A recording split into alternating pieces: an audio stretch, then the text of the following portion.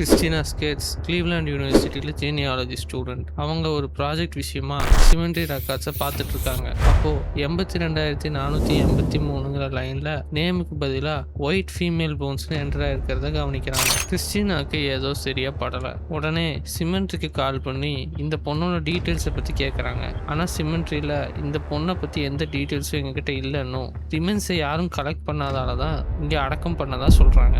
Christina இந்த பொண்ணை யாருன்னு கண்டுபிடிக்கணும்னு தீவிரமாக இருந்தாங்க. இதை பற்றி நியூஸ் பேப்பரில் தேட ஆரம்பிக்கிறாங்க. அப்போது இந்த ரிமைன்ஸை பற்றி சில டீட்டெயில்ஸ் கண்டுபிடிக்கிறாங்க.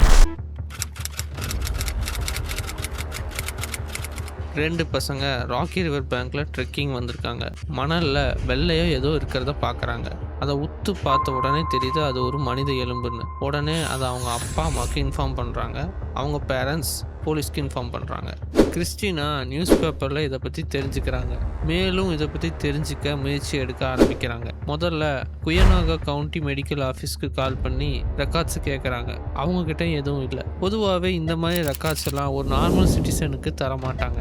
ஆத்தரைஸ்ட் அஃபீஷியலுக்கு மட்டும்தான் தருவாங்க. ஆனால் கிறிஸ்டினாவோட இந்த கேஸ் மேலே இருக்க இன்ட்ரெஸ்ட்டை பார்த்த கிளீவ்லாண்ட் மெட்ரோ பார்க் போலீஸோட லிeutenant-ஆன Don Sylvis case files, crime scene photos, forensic reports எல்லாமே கொடுக்குறாரு. ரிப்போர்ட்ஸை படித்து பார்த்த கிறிஸ்டினாவோட சஸ்பிஷன் கரெக்டாக தான் இருந்துச்சு. ஏன்னா இது ஒரு மர்டர். இனி இந்த பொண்ணை ஜேன் டோன் மென்ஷன் பண்ணுறேன். அன்ஐடென்டிஃபைட் டெட் பீப்புள் மேலாக இருந்தால் ஜான் டோனும், ஃபீமேலாக இருந்தால் ஜேன் டோன்னும் சொல்லுவாங்க. ஆட்டாப்சி ரிப்போர்ட் படி இந்த ஜேன் டோவோட வயசு 18லேருந்து 24 வயசுக்குள்ளே. அவங்களோட உயரம் 5 அடி 1லேருந்து 5 அடி 3க்குள்ளே இருக்கணும். இந்த பொண்ணு சரியாக ஆகஸ்ட்லேருந்து அக்டோபர் மாதத்திற்குள்ளே இறந்துருக்கணும்னு ரிப்போர்ட் சொல்லுது. இந்த பெண்ணோட உடலில் நிறையா போன்ஸ் மிஸ்ஸிங். முக்கியமாக ஸ்கல்லில் இருக்க மேண்டிபிள் பார்ட் இல்லை.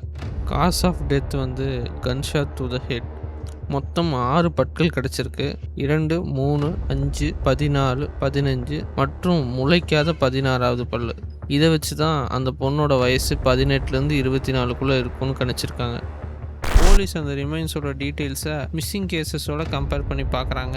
முக்கியமாக அந்த பீரியடில் ரொம்ப ஃபேமஸான மிஸ்ஸிங் கேஸான பேட்டி ஹெர்ஸ்டோட கேஸோட கம்பேர் பண்ணி பார்க்குறாங்க.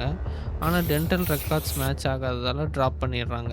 இந்த கேஸை இன்வெஸ்டிகேட் பண்ண குயனாகா கவுண்டி சில மாதங்கள்லேயே எங்ககிட்ட எந்த லீட்ஸும் இல்லை, எந்த எவிடன்ஸும் இல்லைன்னு அனௌன்ஸ் பண்ணுறாங்க. இந்த பொண்ணோட டீட்டெயில்ஸை கண்டுபிடிக்கிறத விட பெரிய பிரச்சனை ஒன்று போயிட்டு இருந்தது. இந்த ரிமைன்ஸை புதைக்கிற செலவான $100 யார் கொடுப்பான்னு. இந்த ரிமைன்ஸை கண்டுபிடிச்ச ஸ்ட்ராங்வில் கிளீவ்லாண்டை கை காட்டினாங்க. கிளீவ்லாண்ட் குயனாகா கவுண்டியை கை காட்டினாங்க. கடைசியில் 3 மாதம் கழித்து போட்டர்ஸ் ஃபீல்ட் ஹைலேண்ட் வியூ சிமெண்ட்ரியில் எந்த பேரும் இல்லாமல் வெறும் 82,483ங்கிற நம்பரோட ரிமைன்ஸ் புதைக்கப்படுது.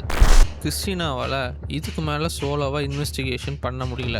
ஸோ அவங்க கண்டுபிடிச்ச எல்லா ஃபைண்டிங்ஸையுமே ரெடிட்டில் r/unsolved mysteries போஸ்ட் பண்ணுறாங்க. அந்த கம்யூனிட்டியில் 4 லட்சம் மெம்பர்ஸ் இருக்காங்க. அது டெடிக்கேட்டடாக கோல்ட் கேஸஸை கண்டுபிடிக்கிற கம்யூனிட்டி. அந்த கம்யூனிட்டி மெம்பரான மிகவும் இந்த டீட்டெயில்ஸை வெப்ஸ்லூத்துங்கிற வெப்சைட்டில் அப்லோட் பண்ணுறாரு. வெப்ஸ்லூத் வந்து சாதாரண கம்யூனிட்டி கிடையாது.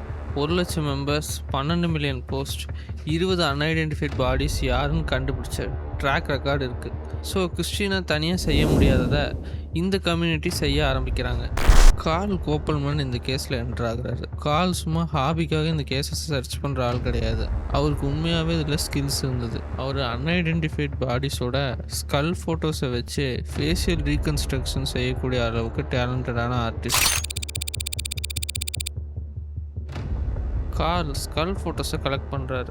ஸ்கல் ஃபோட்டோஸை வச்சு ஃபேஷியல் ரீகன்ஸ்ட்ரக்ஷன் பண்ணணும்னா ஸ்கல்லில் எல்லா பார்ட்டும் இருக்கணும். ஆனால் இங்கே மேண்டிபிள் பார்ட் மிஸ்ஸிங். ஐ கலர் தெரியாது, ஹேர் கலர் தெரியாது. ஒரு மனிதனோட டிஸ்டிங்டிவ் ஃபீச்சர்ஸை மாற்றக்கூடிய அளவுக்கு இங்கே டீட்டெயில்ஸ் மிஸ் ஆகுது. காரால் அந்த பொண்ணுக்கு பெரிய நோஸ்ன்னு மட்டும்தான் உறுதியாக சொல்ல முடியுது. கார்ல் வேற ஒரு கேஸ் விஷயமா குயனாகா மெடிக்கல் ஆஃபீஸில் பேசிகிட்ருக்காரு. அப்போது ஸ்ட்ராங்வில் ஜேன் டோ பற்றி மென்ஷன் பண்ணுறாரு. ஆனால் அவங்க சொன்ன விஷயம் கார்லுக்கு ரொம்ப அதிர்ச்சியாக இருந்தது. ஸ்ட்ராங்வில் ஜேன் டோவா? அது யார் அப்படின்னு கேட்குறாங்க. ஏன்னா ஸ்ட்ராங்வில் ஜேன் டோவோட டீட்டெயில்ஸை NumUSல அப்லோடே செய்யலை. முதல்ல NumUSனால் என்னன்னு பார்க்கலாம். National missing and unidentified person system. இது எப்படி ஒர்க் ஆகும்னா, ஒரு சைடில் மிஸ்ஸிங் பர்சனோட டீட்டெயில்ஸ், அவங்களோட மெடிக்கல் ரெக்கார்ட்ஸ் எல்லாம் என்டர் செய்வாங்க. இன்னொரு பக்கம் அன்ஐடென்டிஃபைட் பாடிஸோட ஆட்டாப்சி ரிப்போர்ட்ஸ், அவங்களோட டீட்டெயில்ஸ் எல்லாமே என்டர் செய்வாங்க. இது ரெண்டும் மேட்ச் ஆகிறப்போ போலீஸ் மேலே ப்ரொசீட் பண்ணி பார்ப்பாங்க. யூஎஸ் ஸ்டார்ட் பண்ணது 2007. ஆனால் 2016 வரைக்கும் இந்த ஃபைல்ஸ் ஏன் அப்லோட் ஆகாமல் இருந்திருக்குன்னா, இந்த ஃபைலை வச்சுருந்த சிஸ்டமில் அன்ஐடென்டிஃபைடுங்கிற வார்த்தை மிஸ்பெல் ஆனதால் இத்தனை வருஷமாக அப்லோட் பண்ணாமல் வச்சுருந்துருக்காங்க. 41 வருஷமாக சிஸ்டமேட்டிக் எரர்ஸ்னால யார் கண்ணுக்கும் படாமல் இருந்த ஸ்ட்ராங்வில் ஜேண்டோவோட டீட்டெயில்ஸ் UP15394ங்கிற ஐடி நம்பரோட யூஎஸில் என்டர் செய்யப்படுது. கார்ல் அவர் டெவலப் பண்ண ஃபேஸை ரிலீஸ் பண்ணுறாரு. வெப் ஸ்லூத் மற்றும் ரெடிட் கம்யூனிட்டி இந்த பிக்சரை வச்சு மிஸ்ஸிங் பர்சன் போர்ட்டலில் தேட ஆரம்பிக்கிறாங்க. கார்ல் யூஎஸில் புதுசாக ஒரு பொண்ணு லிஸ்ட்டாக இருக்கிறத பார்க்குறாரு.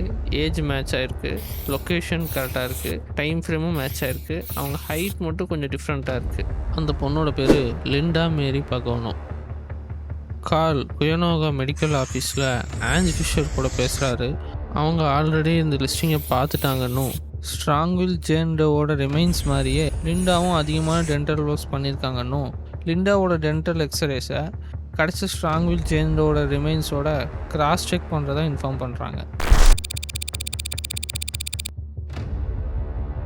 கார்ல் லிண்டாவோட சிஸ்டர்கிட்ட பேசிட்டு கன்ஃபார்ம் பண்ணுறாரு பகானாவோட டென்டல் ரெக்கார்ட்ஸ் மேட்ச் ஆகிருக்குன்னு.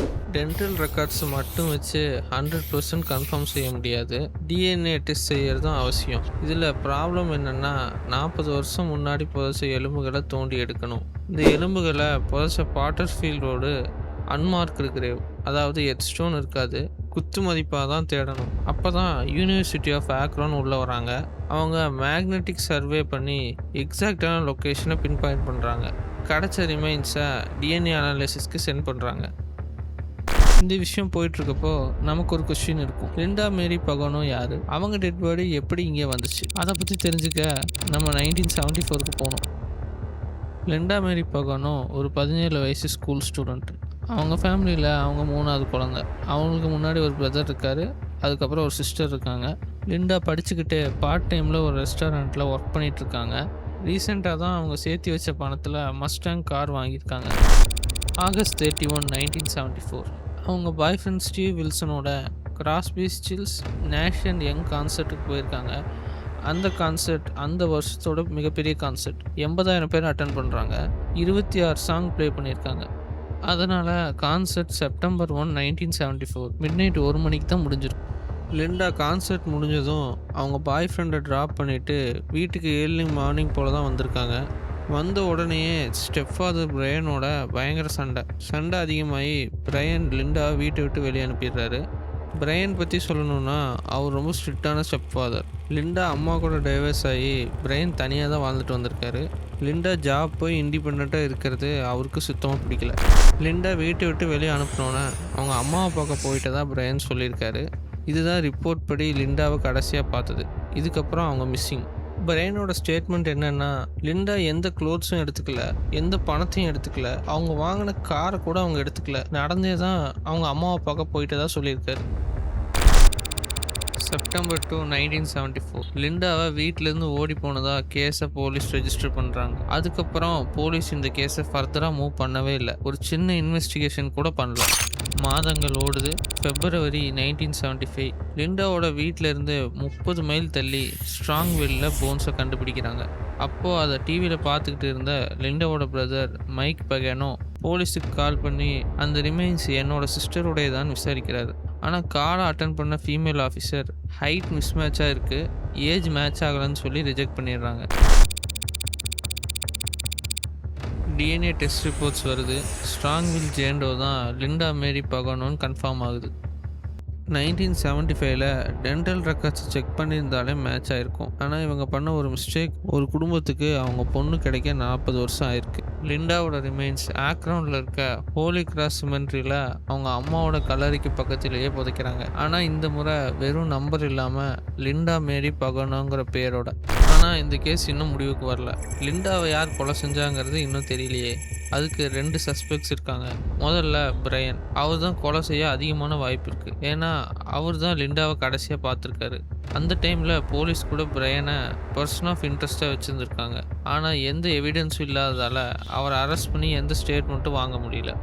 அதனால் என்ன, இப்போ அரெஸ்ட் பண்ணி ஸ்டேட்மெண்ட் வாங்க வேண்டியதுதானேன்னு கேட்டிங்கன்னா, அவர் 1990லேயே எந்த கன்ஃபெஷனும் பண்ணாமல் இறந்துட்டார்.